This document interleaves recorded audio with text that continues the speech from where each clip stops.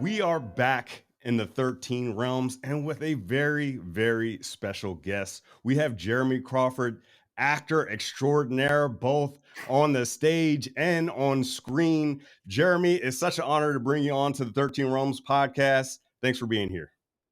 Chris, the honor's all mine. I'm excited to be here and appreciate you having me. Absolutely. So we got to go to the very beginning. How did you get into acting? Because I'm not sure a lot of people know this. They might know you from The Witcher, but you have an extensive experience on stage. So how did all the acting stuff start for you? Well, I grew up in a small town in West Virginia called New Martinsville, and it's a community of about no more than 5,000 people. And so you always try to find a creative outlet in some way, shape, or form because there's not a whole lot to do. And I got into the theater in the high school and was really inspired by it. I really enjoyed getting to be in somebody else's skin and being a part of a world and creating this world and getting to just share moments and create moments for the audience and with the other actors. And I just kind of fell in love with doing that. And so I did that all through high school, ended up getting a small scholarship in college. So I went to a university called Fairmont State University, which is about an hour and a half from where I grew up, and did drama there. Ended up getting a degree in theater education. So I did that for a while there. Taught for a few years afterwards, did a lot of radio presenting for about 4 or 5 years, and just kind of missed being around drama and theater and acting in general, and knew that I needed to be around it again. And because I came from a small town in West Virginia, I didn't have a lot of self-confidence with my ability, and the fact that I am a short-statured actor, you're not presented with a whole lot of opportunities. And so I wanted to take advantage of training to be like, I am in the best possible situation so that I can succeed. And so I started applying for graduate schools, and I got accepted to a few programs. But I chose to go to a program in Glasgow, Scotland, called the Royal Conservatoire of Scotland, then called the Royal Scottish Academy of Music and Drama. And it was there that I really kind of found my voice, my identity. I kind of grew up doing musical theater, playing the sidekick best friend in Disney musicals kind of thing. Oh, wow. It's a lot of fun. And I knew I had more to bring and to offer, though. And my professors at my undergraduate saw that in me and encouraged me to apply to graduate school and to get more training to set myself up to succeed, because being a small statured actor, you're not getting those opportunities. So you want all the tools that you can. And that drama school in Scotland, the Royal Conservatoire, just set me up for so much success because they saw something in me that I didn't see. And, I went from playing sidekick best friends to doing Shakespeare villains and Right. playing kings. And I got to play King Lear. I got to play Leontes in a staging of The Winter's Tale at Shakespeare's Globe for a bit. And, had a lot of amazing opportunities. And I grew as an actor and as a person because I got to experience those that I never had a chance to before, because of my height and because of where I came from. So it was very exciting. And I took that and ran with it. I started auditioning for a few things, lived in Scotland, in the UK for a few years after that, and worked professionally as an actor there. My visa ran out, so I moved back to the States. And it wasn't until I booked a play. It was the pre-Broadway run of a show called The Heart of Robin Hood, and it's flipping the story a little bit on its head, where Marion's the main character. Little John is actually played by a little actor, so I was Little John. So we thought it would be a very interesting concept to have the biggest, strongest guy be the smallest person on stage. Right. But it's his presence, it's his vocal presence, it's the way he carries himself that gives him that lore that you have about Little John being so stoic and big and powerful. And we loved that aspect. So he was a very strong character, even though he was the smallest person on stage. I did a lot of aerial stunt tricks in that show. Oh, wow. And, it's what helped propel me forward, because that was a pre-Broadway run of a show at the American Repertory Theater at Harvard. And the show didn't transfer over to Broadway right away. It went to Canada, where we did another pre-Broadway run of the show. I met my wife doing the show, actually, in cool. Canada. Yeah. Yeah, it's very cool. And we were set to transfer over, but the theater that we were set to be in was one of the biggest Broadway houses, and things happened behind doors that we don't know about, and so the show didn't continue on. But that experience of getting to play that character, to play around with axes and knives and swords and whips and all that kind of stuff, just set me up for the trajectory of where I wanted myself to be and to go as an actor. Yeah, we have to talk a little bit about the difference between acting for stage and acting for screen, because I love stage shows. But one of the most daunting concepts that I try to wrap my brain around is that these actors are doing multiple acts per night, like of the same act over and over and over again, and they'll do it forever. How is acting for stage different from acting on screen? What are the biggest takeaways that you've had so far in your career? Well, the it's a very good question. The biggest thing that is a difference between the two is the development of it. Like, Mm, when you are preparing for a character, whether it's in TV and film or whether it's on stage, you're going to do the exact same thing. You're going to do your research. You're going to go over your lines. You're going to kind of talk about it with other actors and kind of figure things out. But when it comes to the performing aspect, the luxuries that you get for theater don't really exist in TV and film, at right. least not very often.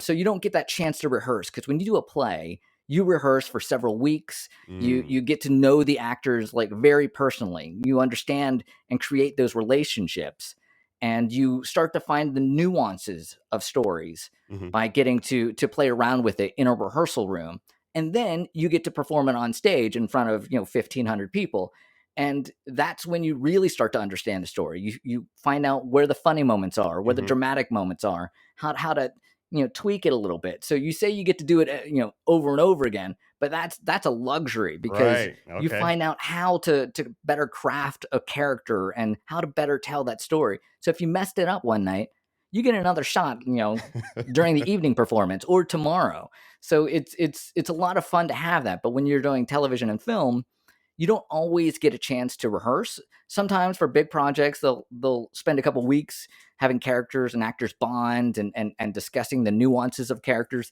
But that's a luxury that you usually don't got, because time is money, and so they want to try to push everything forward. Actors are one of the last things that are thought about when you're doing a television and film show, Right. because you have to get the lighting set up, you have to get the directors, and you have to have the sets built. Everything's there, you could be ready to go, but you're the last thing that is thought of, because they'll spend 3 hours setting up a shot.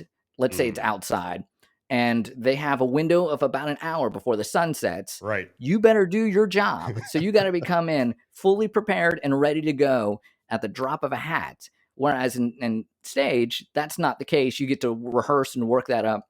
So it's the preparation for the characters are the same, but it's the delivering of it is different, and the different kinds of pressure from performing in front of 1,500 people, which can sometimes be daunting, Sure. to performing for just a crew.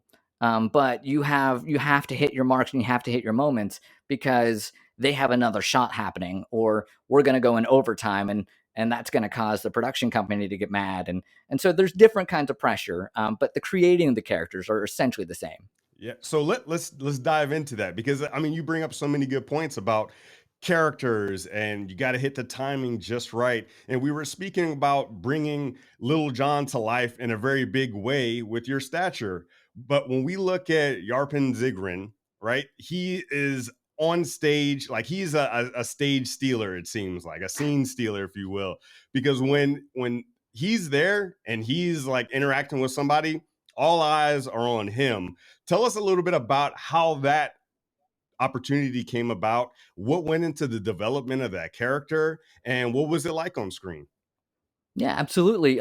Well, the opportunity came about because I have a big desire to be a part of the fantasy world. I grew up, like I said, in a small town in West Virginia, and I remember at being about 8 or 9 years old, and every time I went to my grandmother and grandfather's house, we would watch the same two movies back to back.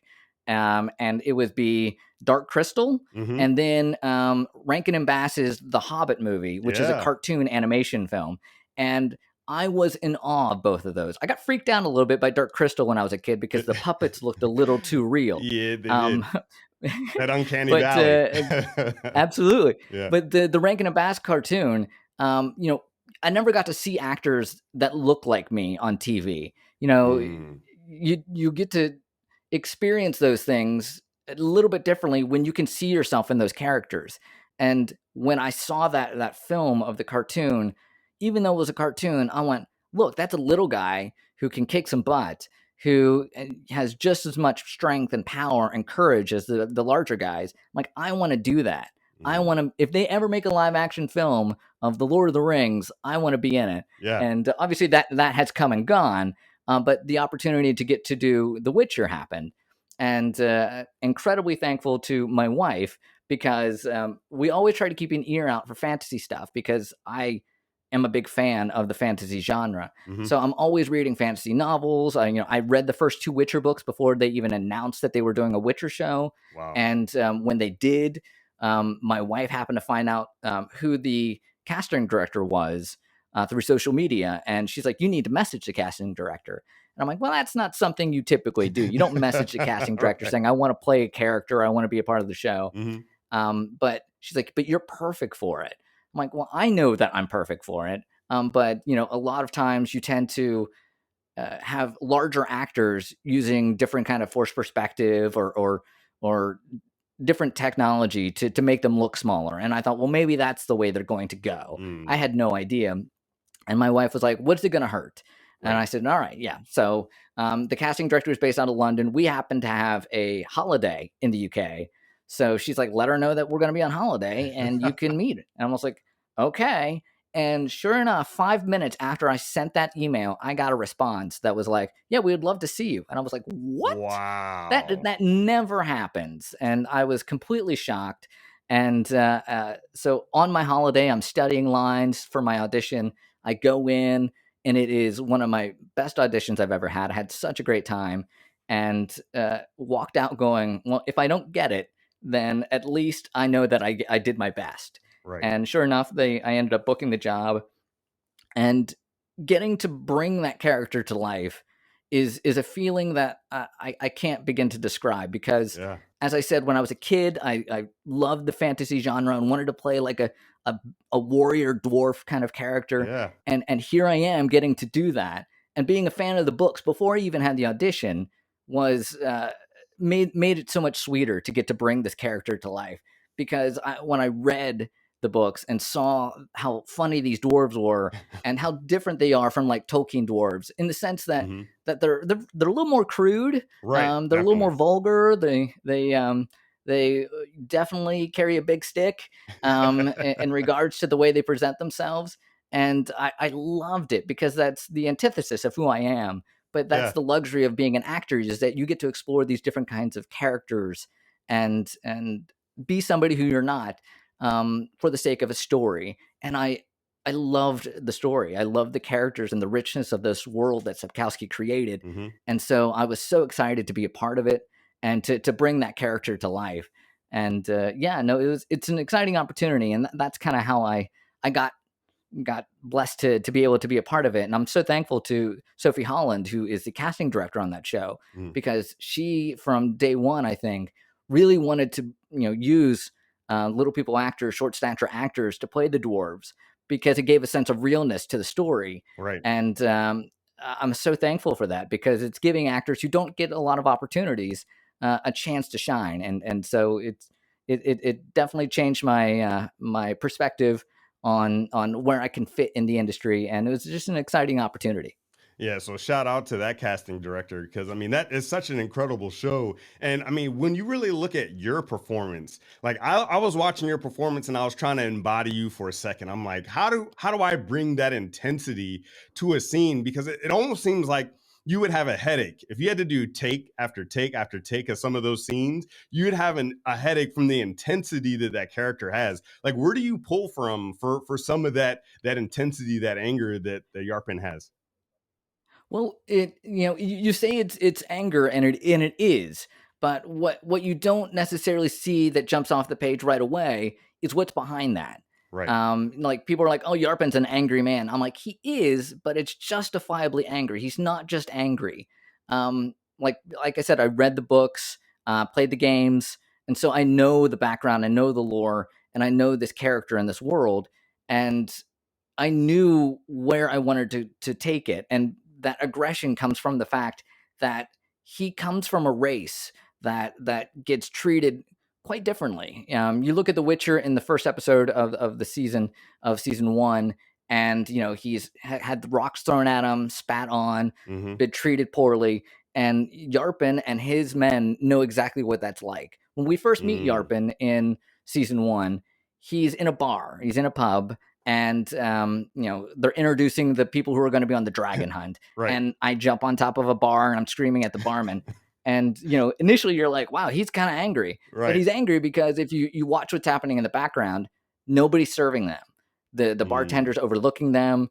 They're trying to get a drink, and they're like, nope, not serving your kind here. And Mm. it's frustrating, as a person of short stature, because I've been in those situations where you're at a bar and you can't get the bartender's attention, and sometimes Mm. the bar is even higher than you are, Right. and so there's a lot of frustration that's built up. And Yarpen is the type of person who is very proud of being a part of the dwarven race, and sees that they are just as strong, just as fast, if not stronger or faster or tougher than the humans in that world, or any other kind of the race.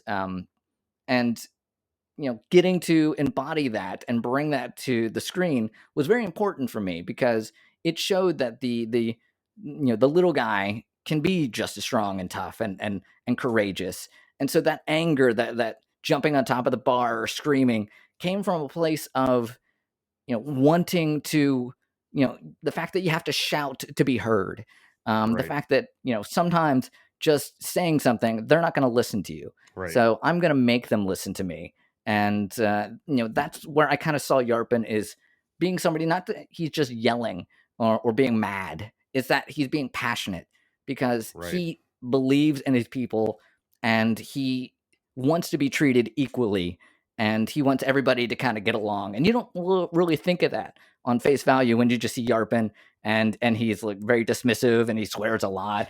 You don't see that passion and that heart, but that's where it comes from. And so getting to do that over and over again, vocally can get tiring, Sure. but emotionally, the well is always there, because being an actor of short stature, that's part of my life, and I'm able to bring that to the screen a little bit.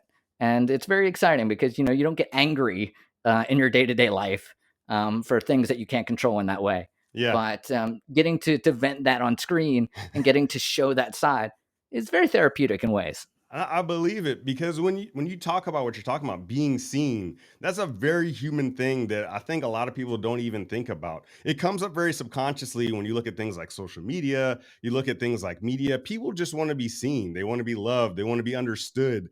And I mean, that's exactly what you hit on, because you were talking about representation when you were little. You like, you I want to see people like me up on the screen doing the things that other actors are doing, and you were able to live that out. What does it mean for you to be able to look up on the screen and know that you're representing other people out there that want to see what's possible in whatever population that they're a part of? I mean, any underrepresented population you can think of, just seeing someone else that's also underrepresented up on screen, what did that mean for you to be able to say, like, hey, I can be an example for others out there? It means the world to me, because that wasn't something I got to experience. There were occasional actors growing up that would be on screen that were little people actors or Mhm. short statured actors, but that was very, very few and far between. And if you did see them, they would be in specific kind of genres of Right. film or TV. And uh, I was so excited to be able to share that and to be able to be on screen and knowing that that's going to be there.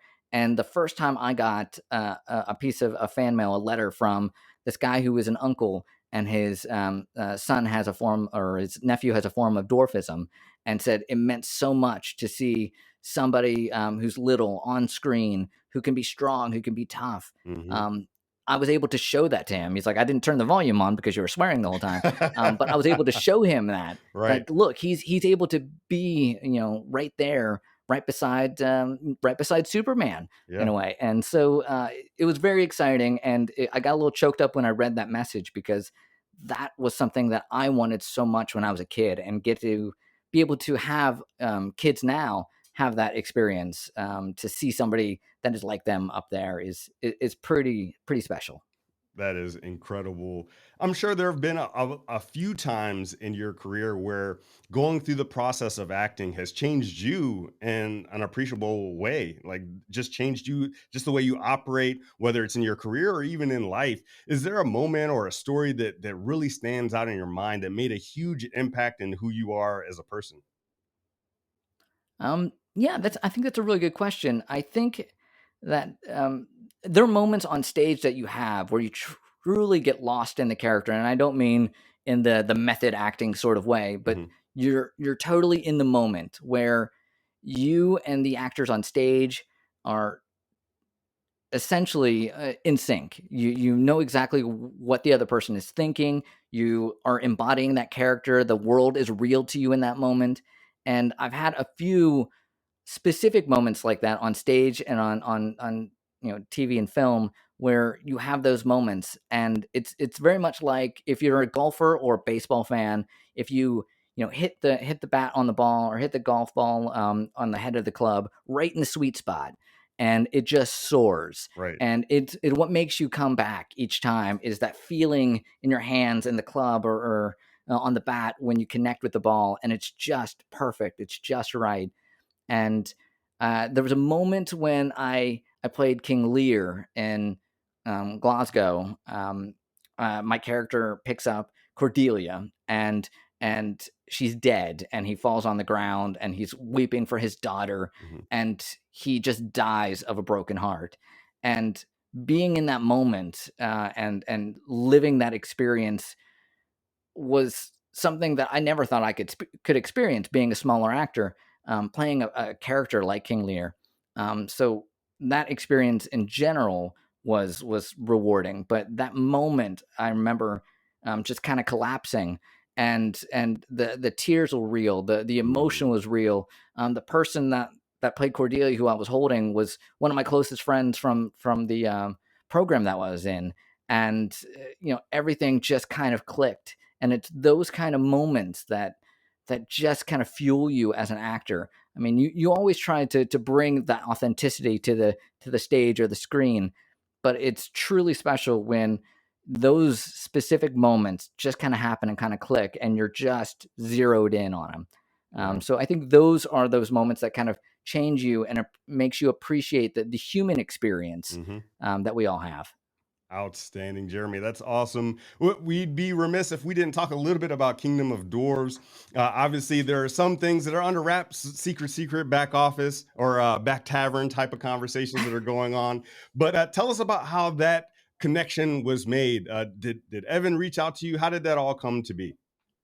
Yeah, Evan did reach out to me. We have a mutual friend. His name's Andrew Diefenbach. He's an animator. So him and Evan know each other. They've worked together on a project, and my name came up because I think they were talking about The Witcher. And he's like, "Oh, that's amazing! I'd love to have a chat with him." He's like, "Well, I can send you his email." So Yeah. Evan reached out to me, and it's like, "Hey, this is a project that I'm doing and that I'm a part of. Just wanted to see if you're interested in talking about it, and seeing what your thoughts are." And immediately my jaw dropped, because of the art that are in these NFTs is absolutely gorgeous. These people are amazing at what they do, and I was like, that's fantastic. But it's more than just an NFT. Hmm. As soon as I saw that, I'm like, well, there's a Discord, so I went to the Discord and checked that out. And like, wait a second, it's not just the Discord. There's like an RPG element to it as well. People doing role playing games to it. I'm like, that's incredible. And then it's more than that. There's the lore that's behind it, Hmm. and the story that they are creating. And I'm like, this is amazing. And it just keeps topping itself and topping itself. And then there's that desire to do something with it, either with television or film. And Hmm. and that was incredible because you take all those things together, the Discord, the NFT, the RPG, the TV and film stuff. I'm like, this is a unique experience. It's a sense of community that I never saw before. I'm like, I want to be a part of that because I haven't experienced any of that kind of stuff before. And to have it all wrapped in the same thing was something I'm passionate about, which is the fantasy genre, Yep. and the fact that it deals with dwarves, which obviously I'm very very close to, Right. was very exciting for me. And I was so chuffed that Evan asked me to even take a look at it. So yeah, there are things that Evan and I are talking about with Kingdom of Dwarves, and I'm just excited to see where it goes, and happy and thrilled to jump in wherever I can because I'm just excited to be a part of the project because it's incredible and very very unique. It is. And I have to be honest, I might be a little biased, but it has absolutely ruined me from other projects, other communities, because I've been in the Discord since day one and I've seen it evolve and change. I went ahead and for those of you that are listening to this, you won't be able to see it, but in the background, there's a king back there that I'm one of the 13 kings Yes. of the KOD. And that even comes with its own respect in itself. Like just saying, yeah, I'm a king in KOD, and it's so incredible, and everyone celebrates it. We all pile into the tavern for KOD, and we do like gifts of drinks and beer and ale, whatever you want to call it. And I mean, it really is like a community. I do consider a lot of the people that I talk to on a day-to-day basis in the Discord as friends. I pop on, we all chat, we talk about our day, we talk about work, we talk about our projects that we have coming up. And I mean, really just everything from the art, incredible. The story, even better. But really, it's the community that is just even better. And so you're about to get introduced to the community in a big way. I cannot wait to see everyone's reaction to you and also see what you do for us because you bring such a different flavor to the community just from the acting that you've done, the impact that you've had for your community. I mean, really, it's going to be something that's incredible for everybody. Yeah, I'm really excited to be about part of the project, and just excited to see where it's going to go and to interact with everybody. Hmm. Because, like I said, I've been on the Discord, but because we're not sure exactly how I'm going to be involved, I Right. didn't want to just jump in right away. I got a couple dwarves in my stash, and so I Oh, made okay. one of them my avatar, and I'm just excited to just jump in fully with everybody, either on the Discord through social media, and whatever the case may be. I'm just thrilled to be a part of it. Outstanding. We've talked a lot about dwarves, but I feel like during this episode, we talked a lot about humanity, being a human being, being seen.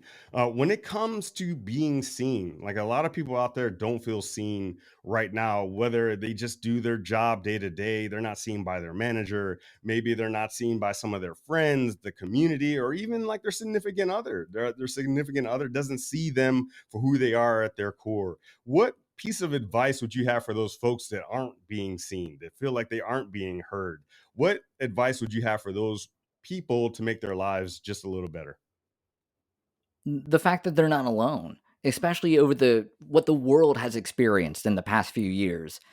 There is a lot of depression and frustration and not feeling like you're able to get seen, and the fact that sometimes people have been alone during the pandemic, which is you know kind of scary because you're just by yourself. You're not even having any kind of interaction with anybody else. So there is that sense of not being seen, and what can make that turn around even just a little bit is to know that you're not alone, Mhm.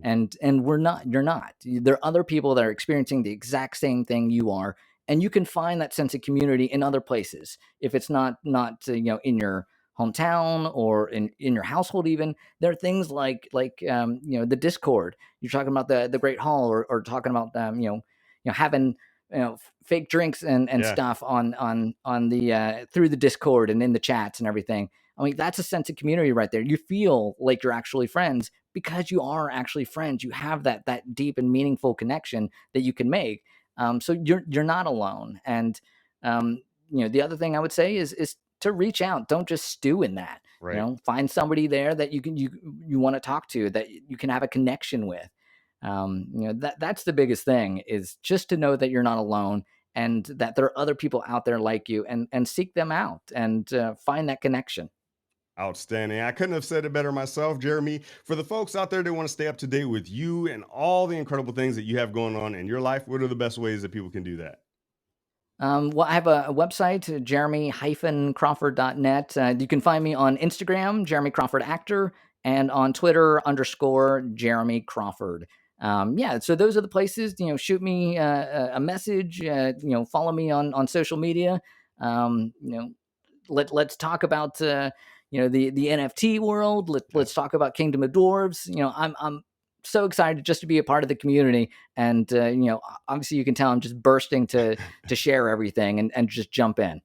Outstanding. We'll drop all that into the show notes down below and also a link to the Discord so you can hang out with us in the Kingdom of Dwarves. And with that, we'll see everyone next time.